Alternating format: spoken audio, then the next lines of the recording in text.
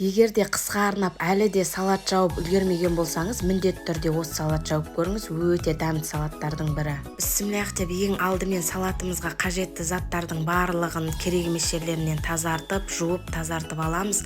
Сонан соң осы видеода көрсетілгендей етіп қызанақтарымызды бөліктерге бөліп аламыз. Қызанақтарды шоппердің көмегімен ұсақтайтын боламыз, сондықтан да шопперге салуға ыңғайлы етіп бөліктерге бөліп аламыз.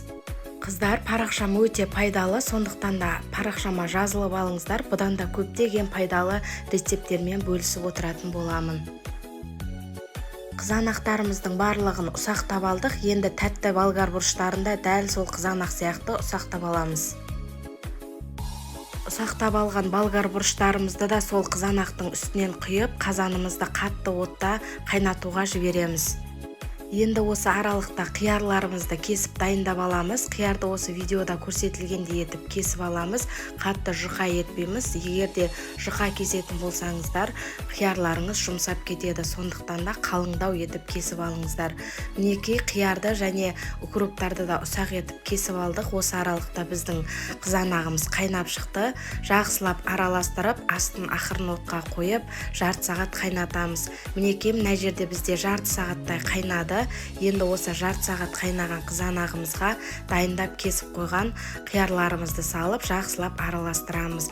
15-20 минуттың көлемінде ғана қайнатамыз. Одан көп қайнатпаймыз.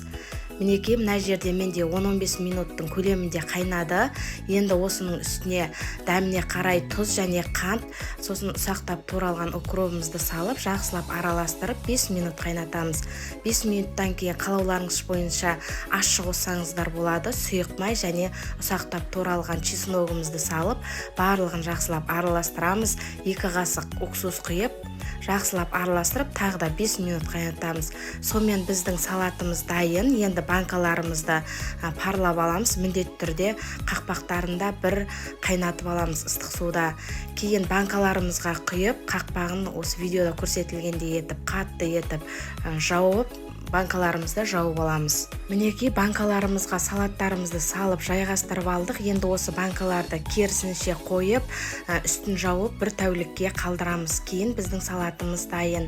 Мына жерде мен икра жапқан болатынмын. Бұның рецебі керек болса, менің YouTube каналымнан қарасаңыздар болады.